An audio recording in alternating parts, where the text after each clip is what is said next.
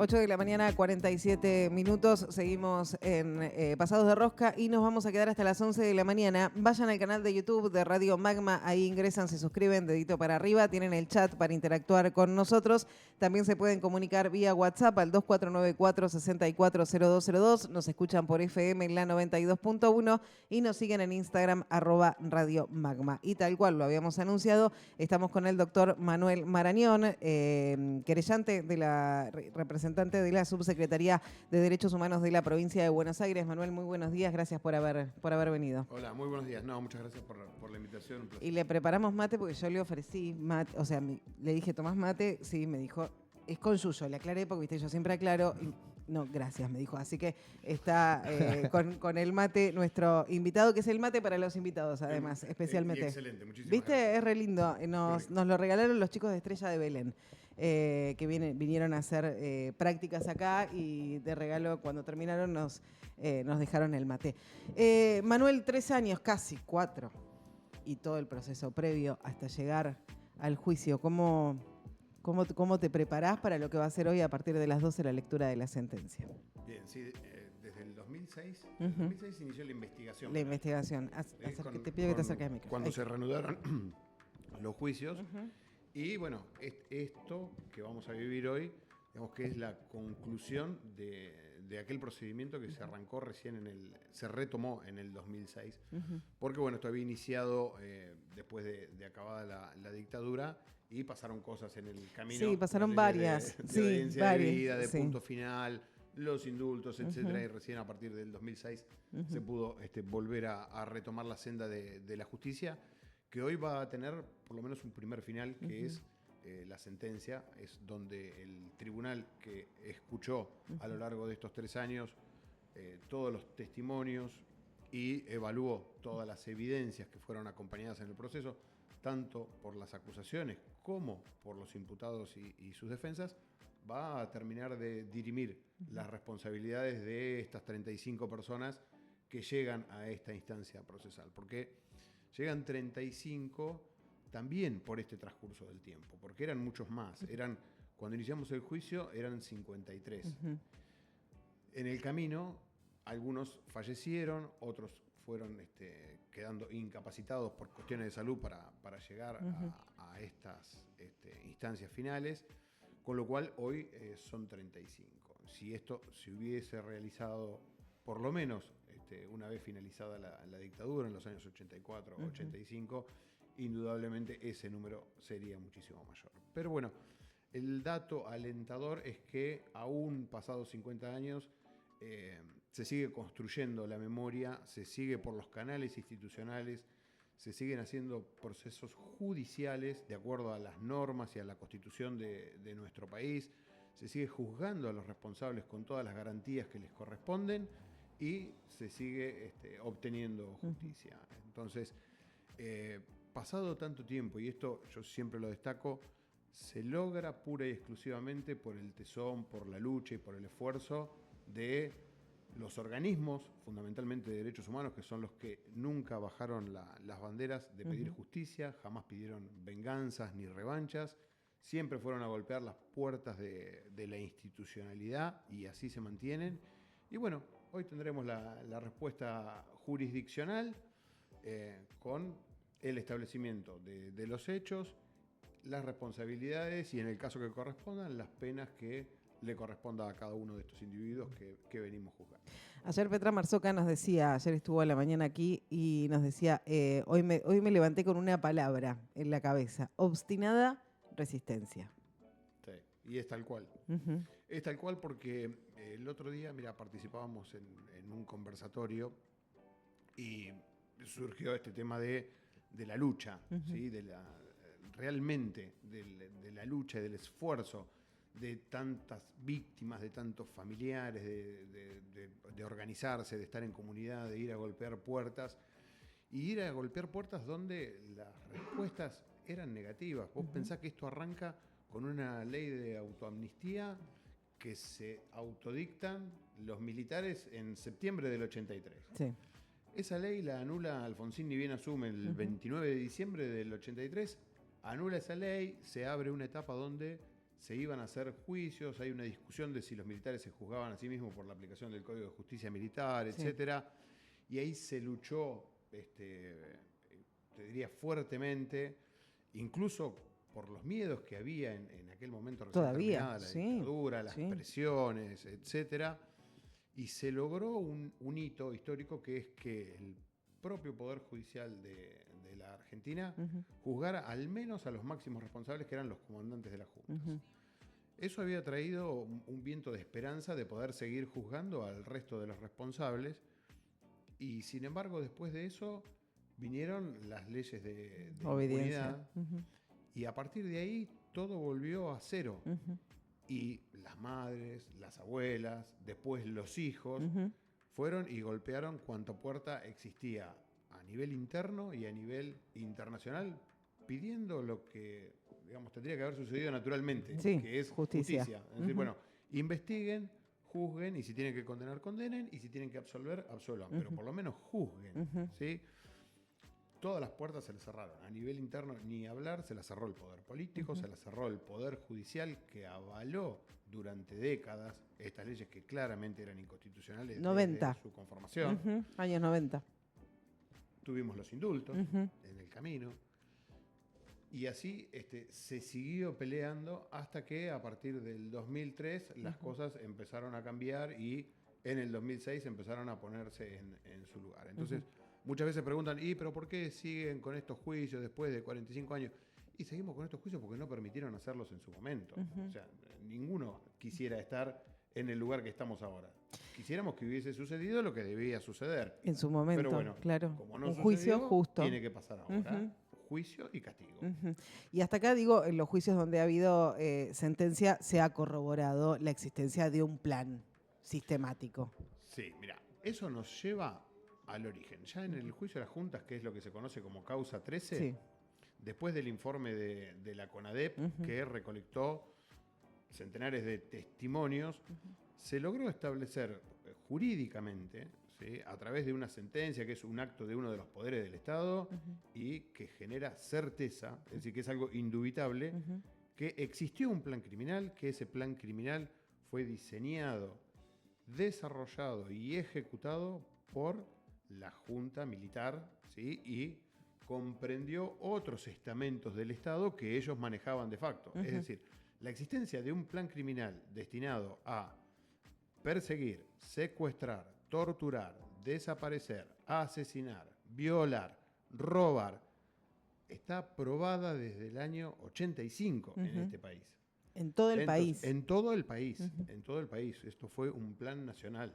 ¿Sí? Por eso nosotros, cuando hacemos la acusación desde el derecho internacional, entendemos que constituyen delitos de lesa humanidad, por eso es que son imprescriptibles, por eso es que los podemos juzgar. ¿Por qué? Porque había un plan sistemático, generalizado, que constituyó un ataque contra población civil organizado desde el poder estatal. ¿Sí? Esos elementos son los que validan la existencia de ese plan. ¿Sí? Y entonces, en todos los juicios que se llevan adelante y que se llevaron a cabo a lo largo y a lo ancho del país, a lo que se remite es a ese plan que cada vez se fue nutriendo de más elementos de prueba todavía de los que había en el 85. Pero ya los que había en el 85 eran más que suficientes para haber tenido el Poder Judicial de este país establecida la existencia y la ejecución de ese plan criminal. ¿Sí? Lo que estamos viendo ahora y juzgando es a todos aquellos que adhirieron a ese plan criminal, que formaron parte y que contribuyeron a que esta empresa criminal pudiera llevar adelante todos los crímenes que llevó adelante de la manera que los llevó adelante.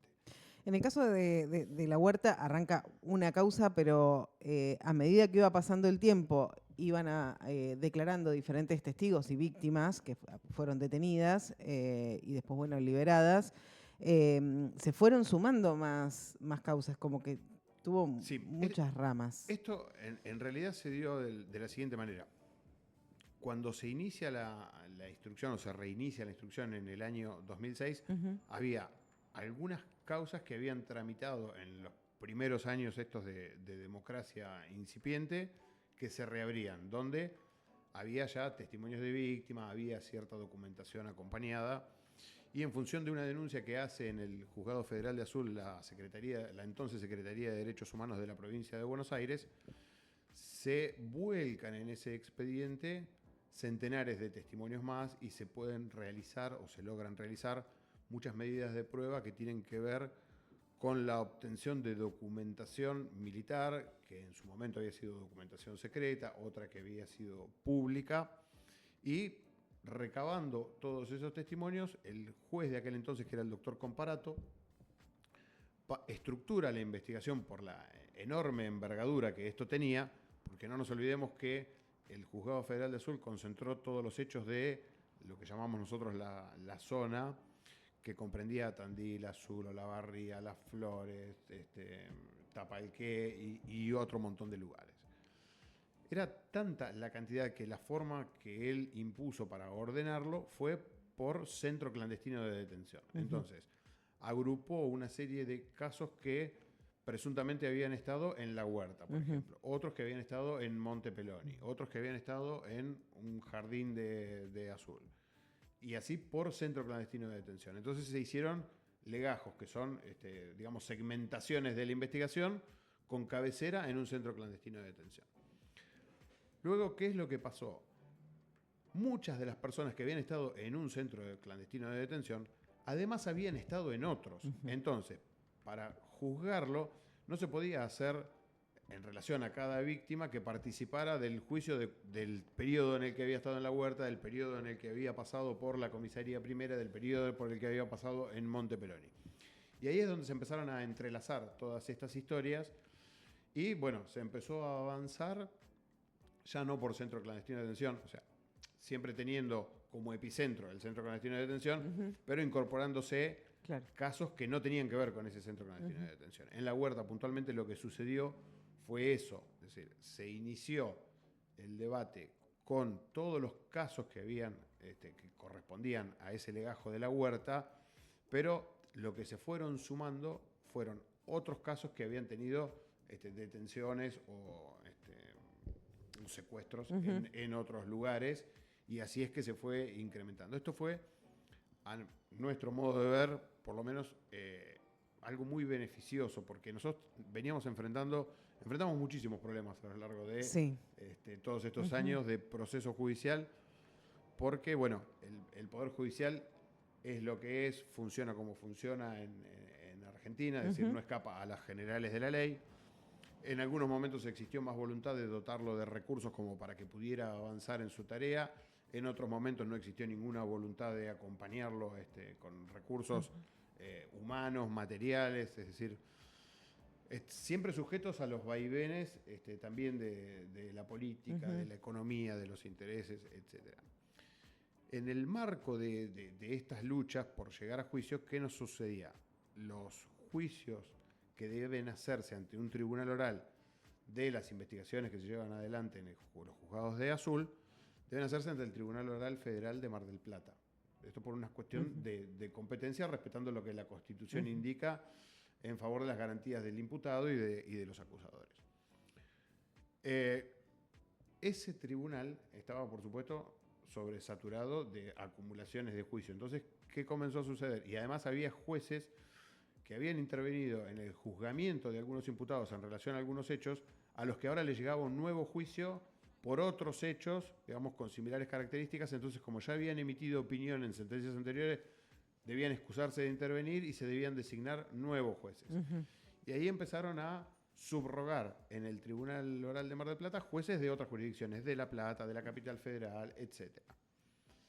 Pero llegó un momento que, como estos juicios no solo se hacían en Mar del Plata, ya los jueces no alcanzaban. Entonces teníamos serios problemas para poder integrar un tribunal.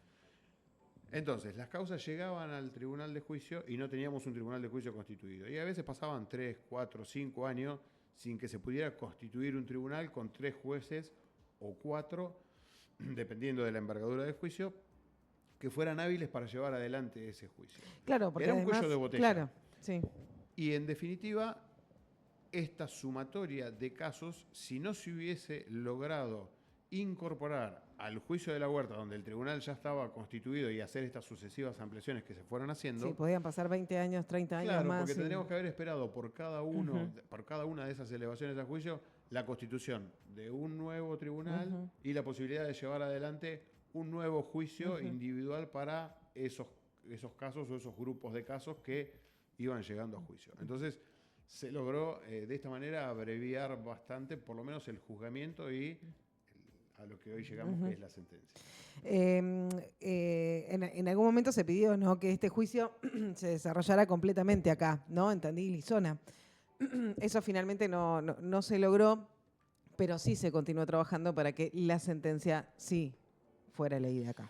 Sí, ese era uno de los pilares fundamentales en el inicio, porque se había logrado, por ejemplo, el juicio de Moreno, de Carlos Alberto Moreno, hacerlo en la ciudad de Tandil, y uno de los juicios de Montepeloni tuvo dos partes, ¿sí? La primera logró hacerse en Olavarría. Nosotros entendemos que es lo que debe hacerse, y que este juicio debió haberse hecho en Tandil, porque más allá de que la sentencia es un acto importante, el desarrollo en sí de todo el juicio es reparatorio para las víctimas, y además es una fuente de información y de conocimiento para la sociedad, y para la sociedad en donde sucedieron estos hechos tan aberrantes es más importante todavía tener la cercanía y la posibilidad de acceder a esa información y de concurrir a las audiencias y demás, lo cual se dificulta cuando el juicio se hace en otra parte, que es lo que terminó ocurriendo, pese a que de alguna manera se pudo salvar con la posibilidad de retransmisión y demás. No es lo mismo que la presencialidad. Claro, de hecho lo hablábamos con Manuela Ponce, que es psicóloga y parte del equipo que acompañó a las víctimas, que las primeras declaraciones, que bueno, se hacían vía Zoom, y las personas que estaban declarando y contando el horror que habían vivido, esta lejanía, si bien tenías la pantalla, finalmente después hicieron un pedido donde los jueces tenían el celular y se les podía ver la cara. Digamos, todas estas cuestiones también hicieron a que al principio fuera mucho más difícil, sobre todo para quienes tenían que declarar. Sí, eso sumó un grado de dificultad, y también, digamos que distorsiona un poco lo que es el funcionamiento, lo que es la persona declarando con el público presente en una sala de audiencia, a corta distancia de los jueces, que son quienes tienen que comprender cuál es su caso y después decidir en consecuencia. Mucho también por participación de la virtualidad, porque la virtualidad, digamos, tiene sus ventajas y tiene sus desventajas. O sea, como desventaja es esto, que la inmediación, este contacto cercano con la prueba, es frío, digamos, es frío, pone más distancia, a veces modifica incluso las sensaciones o las percepciones que uno puede tener. Como ventaja es que nos permitió hacer un juicio en el tiempo que se hizo, ¿sí? Porque teníamos jueces a veces dentro de la virtualidad que estaban en sus despachos de Comodoro Pi, ¿sí? o alguno en la sede del Tribunal de Mar del Plata. Sí, si hubieran tenido que juntarse. Entonces, claro, eso evita a veces los contratiempos que tienen los viajes, la instalación en el lugar, que los hemos padecido en otros procesos.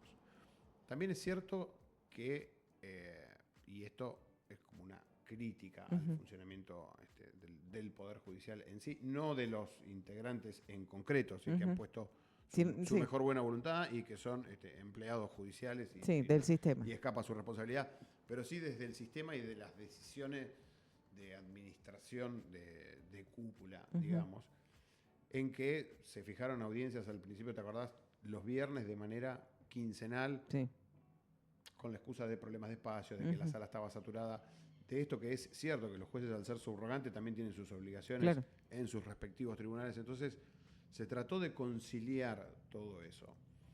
Pero realmente, si hubiese existido la voluntad de llevar adelante este juicio en mucho menos tiempo, se debió haber hecho de esa manera. Es decir, desde el año pasado las audiencias empezaron a ser semanales, se espaciaron nuevamente recién ahora a los finales, pero yo creo que debieron concentrarse aún más las audiencias. Disponibilidad de espacios físicos había, porque se podía haber hecho en Mar del Plata, en otro lugar que no sea el tribunal en sí, o se podría haber hecho en Tandil como se propuso, cuando la Universidad Nacional del Centro siempre estuvo a disposición, tanto para ofrecer un espacio físico adecuado que permitía la realización del juicio en Tandil, o en Azul, o en Olavarría. Es decir, había las herramientas, pero bueno, por distintas cuestiones coyunturales no se utilizaron de la forma que se podrían haber utilizado, y creo que en Tandil se hizo una audiencia o dos, y se hizo una audiencia en Olavarría, casi como de manera simbólica de cercanía, lo cual se celebra. Agradecemos, pero es insuficiente, claramente insuficiente, si uno lo mira en perspectiva. Claro. Entonces, bueno, son todos los inconvenientes que esto trae. De todas maneras, lo bueno es que cada una de las víctimas y de los testigos tuvo su espacio, pudo decir todo lo que tenía que decir. Eso quedó expresado en un ámbito judicial y ahora va a tener una decisión de la jurisdicción. Independientemente de cuál sea la decisión, yo creo que lo reparador para las víctimas es poder hablarlo, es poder decir de cara a una sociedad que por ahí en algún momento las segregó, las soslayó, porque muchas de las personas, y no solo en este caso en concreto, sino en todos los juicios. Yo he participado en juicios en todo el país, que es lo que manifestaban y que sucedía. Muchos que habían tenido o que habían sido secuestrados y después liberados, era muy difícil moverse socialmente, no solo porque a muchos les imponían incluso hasta algún control desde los propios secuestradores. Bueno, en el caso particular de Tandil era la esquina del Ideal, o sea, claro, era el lugar, bueno, andá y parate ahí y... Claro, pero comunitariamente los vecinos y demás tenían cierto recelo de mantener cercanía, porque tampoco había mucha información, entonces... había estado desaparecido un montón de días y había vuelto. Y algo habrán hecho y por las dudas, y no te juntes. Entonces esto... El discurso fue tan fuerte que aún hoy es que era se parte sigue del plan, utilizando. Era el plan, claro. La parte del plan era esto, era sembrar el terror, era desalentar a esta construcción comunitaria, a un tejido que pudiera servir de resistencia, a aislar a estas personas en los casos más leves, por llamarlo de alguna manera. En otros era directamente succionarlo de la sociedad y que nadie se enterara de nada. Pero lo cierto es que el miedo, por desinformación, por desconocimiento, operaba y se sentía mucho más en ciudades pequeñas y medianas como, por ejemplo, en Tandil, en Olavarría, en Las Flores, o sea, funcionaba de otra manera en Capital Federal, claro, en las grandes urbes. Sí. Pero acá donde, yo soy tandilense, bueno, acá todos nos conocemos. Ahora, en los últimos años, digamos, cambió un poquito esa dinámica. Porque vino gente de otros lugares a radicarse y demás. Pero hasta no hace mucho, o sea, vos sabés quién es quién, o conocés a algún pariente, o conocés a algún amigo. De algún empezás a relacionar. Imagínate en un Tandil del 76 que tenía 70.000 habitantes. Entonces, bueno, eso se pudo lograr en el marco de este juicio. Hablábamos con Petra también ayer. Bueno, vos hablabas de algunos casos donde se lo llevaron y no se sabe nada. Bueno, Petra nos decía, yo tengo un hermano que no sé dónde estuvo, por dónde pasó, qué le pasó, nada. Y también hablando con el cuerpo de psicólogas que acompañaron a las víctimas, muchos aún con esto, con el miedo, decidieron o no pudieron declarar en el juicio. Pero así todo fueron 191 víctimas las que declararon. Sí. Es muchísimo. Es muchísimo. Y faltan muchos. Y faltan muchísimos. Faltan muchísimos. Ahí pensemos que en el transcurso del tiempo hay víctimas que fallecieron. Hay víctimas que hoy estaban incapacitadas. Hoy me refiero a el tramo del juicio, ¿no? Incapacitada de poder ir a declarar. Y de esas víctimas hay familiares que han fallecido y que no pueden aportarnos nada. Y hay vecinos y hay amigos, es decir, el transcurso del tiempo conspira realmente. O sea, yo hago derecho penal. Y hay un principio que dicen que el tiempo que pasa es la verdad que huye, ¿no? Y es una realidad. cuanto mayor tiempo transcurre desde un hecho cualquiera, mucho más difícil es poder reconstruir fidedignamente ese hecho, por lo menos como una verdad objetiva y tampoco como una verdad procesal. Nosotros en Lesa Humanidad nos hemos encontrado con inspecciones a lugares que eran un centro clandestino de detención, con testigos, y nos decían, bueno, acá había una escalera. Entonces había que empezar a hurgar con un arquitecto para ver si efectivamente se encontraba algún rastro que indicara que ahí había una escalera. Y en muchos casos, sí, se encontró. Se verificó. ¿Sí? O sótanos que habían sido rellenados, muros que se habían sacado. Sí. Una cosa es ir a ver una obra recién hecha, no sé, al año, a los 2 años de que sucedió, y otra cosa es entrar a un lugar después de 40 años, como entrábamos nosotros. Claro. Sí. Entonces, claramente el tiempo, así como pasó con los inmuebles, pasó con documentación. Hay documentación que no está. importante que no está, que no se halló. Afortunadamente, en el aspecto documental, digamos que si algo bueno tuvieron los militares es que les encantaba escribir. Eran grandes escritores. Además de asesinos en aquel momento. Y estaba todo escrito. Estaba todo escrito, todo comunicado internamente, y el grueso de todas esas órdenes secretas que establecían, por ejemplo, las formas en que se debían llevar adelante los operativos, con los secuestros y demás, quedaron escritas por ellos. Pero hay mucho material que sabemos que se perdió, y bueno, y esto que hablábamos de las personas, ¿no? Hay personas que no recuerdan por cuestiones traumáticas, hay personas que naturalmente no pueden tener registro de todos los detalles, sobre todo de situaciones muy, muy dramáticas y muy violentas que han vivido.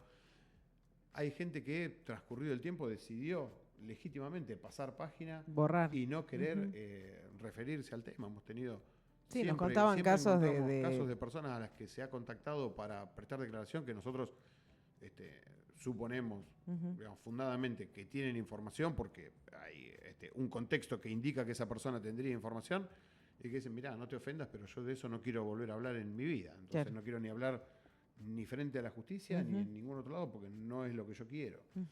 Y hay gente que, aunque parezca mentira, también legítimamente siente miedo de ir y de declarar y de contar y de identificar a las personas. Julio López está desaparecido. Julio López está desaparecido porque digamos que las acciones para infundir terror fueron tan fuertes y marcaron tan a fondo tantas vidas que, repito, legítimamente la gente tiene miedo porque no sabe qué le puede pasar mañana, o qué este país, que además es tan cambiante y tan volátil, qué puede pasar un poco más adelante.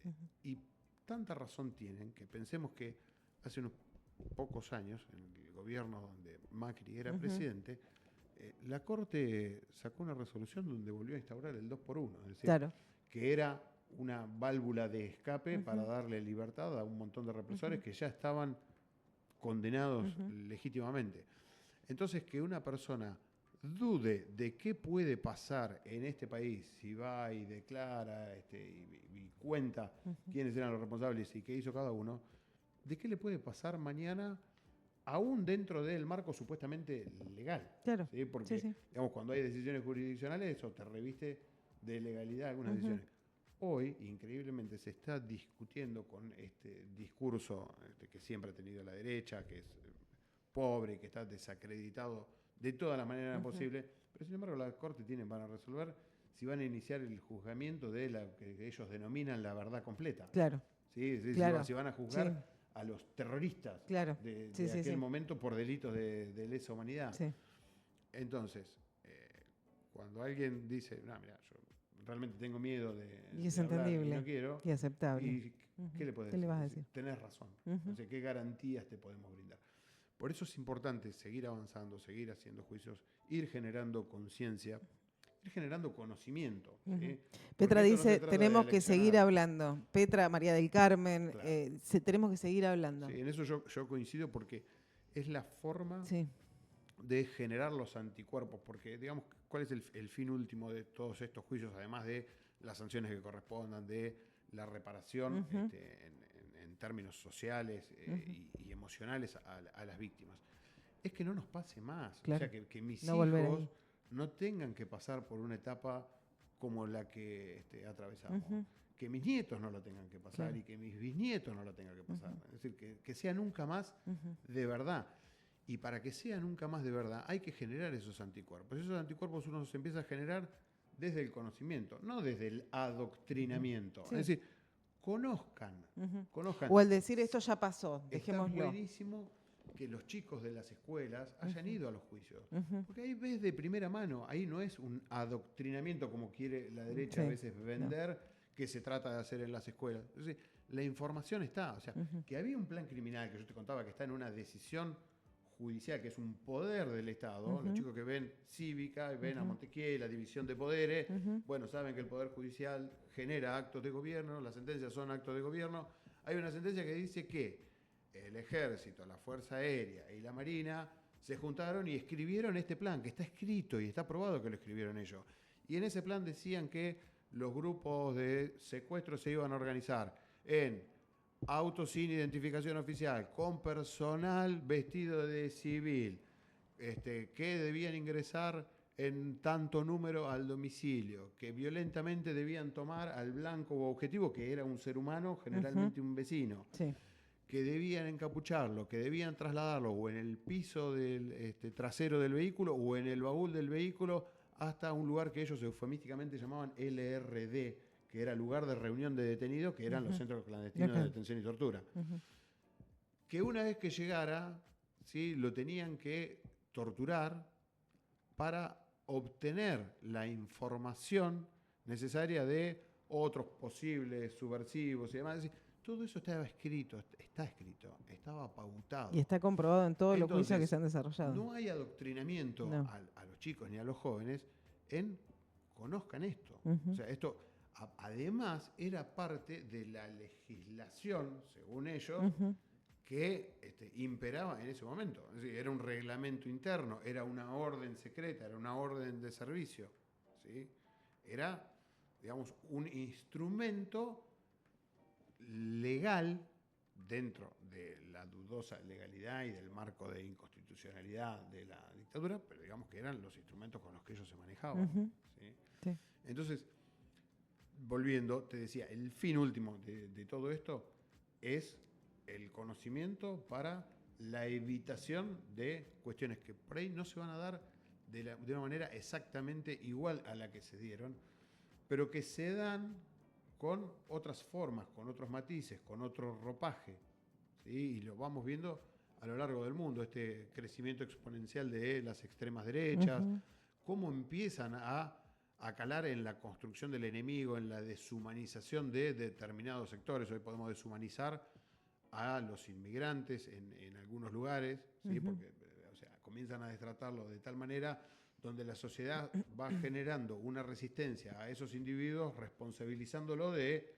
todos sus males, y se terminan convenciendo, que es lo que hizo el nazismo con los judíos. Claro. O sea, vos vas generando todo un camino donde después tenés una especie de conciencia social y de consenso social en que hay determinados sujetos que son peligrosos. Y esos sujetos no lo ves como un ser humano, no lo ves como un par.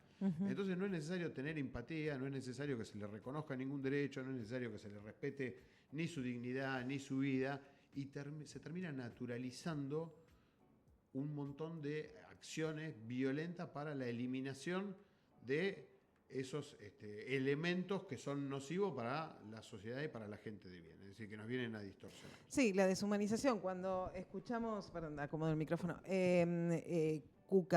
cucaracha, mandriles, digo, es deshumanizar al otro. Y a esa historia nosotros no queremos volver. A la deshumanización no queremos volver. Yo no me acuerdo qué fiscal fue que hizo un listado previo al intento de homicidio de quien era la ex vicepresidenta, de circunstancias anteriores que mostraban cómo se deshumanizó a la persona de Cristina Fernández de Kirchner. ¿Sí? Como un sector, porque uno puede tener sus diferencias políticas. Por supuesto. Puede estar absolutamente en desacuerdo con su pensamiento, con su formación, con sus maneras. Uno puede estar en desacuerdo con todo. Sí. Lo que no puede nunca es dejar de percibir que es otro ser humano y que tiene derecho a vivir. Que podemos pensar distinto y convivir, claro. Libertad. Eso ¿sí? es la democracia. No tenés que ser amigo de esa persona. Definitiva. Pero bueno, desde el maten a la yegua cuando era presidente, empezó todo un recorrido y uno mira el avance reproducido, no solo en los medios, porque antes eran solo los medios dominantes, digamos, de los comunicación, hegemónicos. hoy con las redes sociales y Sí, demás, se viraliza todo eso mucho se más rápido. multiplica exponencialmente. Entonces, bueno, donde vos empezás a deshumanizar, después es muy difícil volver. ¿sí? Y es muy difícil que la gente logre empatizar con una situación de violencia. Acá había algo que era claro y que por lo menos todos vimos que tenía una pistola en la cabeza. Sí. Eso se vio en todo el mundo. Sí, en cadena nacional prácticamente. Bueno, y después digamos, los detractores de siempre, ¿no? Claro. Tratando de no reconocer que esto había sido un atentado, a ver si ella había armado un autoatentado. Ah, bueno, también, claro. Mezquindades y miseria que están por fuera de lo que es el sistema judicial, y con un sistema judicial que nuevamente no da respuestas en tiempo y en forma. No da respuestas adecuadas como corresponde. Pasa con el caso Nisman. Se cumplieron 10 años de lo de Nisman y todavía no tenemos una decisión jurisdiccional que nos deje claridad y certeza de si fue un suicidio o si fue un homicidio. ¿sí? Que son cuestiones que tenemos que debatir. Yo, por supuesto, tuve acceso a la causa, tengo conocimiento, tengo mi posición, pero es la judicatura la que debe decir, bueno, mira, se investigó todo esto y se llegó a esta determinación. No, ahí está durmiendo el sueño de los justos. ¿sí? Volviendo a la huerta y ya para terminar, hemos hablado un montón. ¿Qué se espera para hoy y qué te genera, qué sensación te genera finalmente llegar al día de la sentencia? Hoy esperamos que, en principio, el tribunal haya entendido del mismo modo que lo hicimos nosotros y que lo hizo la acusación pública, cómo se sucedieron todos estos hechos y qué responsabilidades le caben a cada uno de los que nosotros pedimos que sean condenados por determinadas acciones a determinadas penas. Por lo menos que eso quede expresado. ¿sí? Esa es la expectativa de Máxima. A mí me genera llegar a una sentencia, la satisfacción de haber transitado una etapa más en esta larga lucha. ¿sí? Pese a los contratiempos, a todos estos problemas de los que estuvimos hablando, es decir, bueno, todos pusimos nuestro esfuerzo, todos pusimos nuestro empeño y se llega a esta conclusión que después veremos si es la conclusión definitiva o si hay que seguir. Nosotros, muchas de las causas, siempre tenemos las instancias recursivas porque las sentencias no terminan de conformar en totalidad lo que son nuestras peticiones, pero me genera esa satisfacción y me genera también la alegría. A veces el subsecretario de provincia ha manifestado incluso en el juicio de su padre esto de memoria, verdad, justicia y alegría, porque siento que estos actos son los que van sembrando lo que hablábamos hace un rato, es decir, en relación a la sociedad y sobre todo a los más jóvenes, un conocimiento, que después con ese conocimiento adoptarán las decisiones que corresponda adoptar, pero que se sepa la verdad, que hayan podido acceder, que puedan procesarla y que en función de eso, llegado el caso, tomen las conductas y realicen las acciones necesarias para que no volvamos a vivir una tragedia similar a la que vivimos y hoy lamentablemente tenemos la necesidad de seguir juzgando. Eso es. Y seguir hablando. Y seguir. Muchísimas gracias, Manuel, por gracias haber venido. El doctor Manuel Marañón, de la Subsecretaría de Derechos Humanos de la Provincia de Buenos Aires. Hoy a partir de las 12, transmisión de Abra, que arranca ya en un ratito, a las 10 de la mañana. Abra TV, por el canal de YouTube, arranca con la transmisión, con la previa de la lectura y a las 12 la lectura oficial de la sentencia. 26 minutos pasaron de las 9 de la mañana.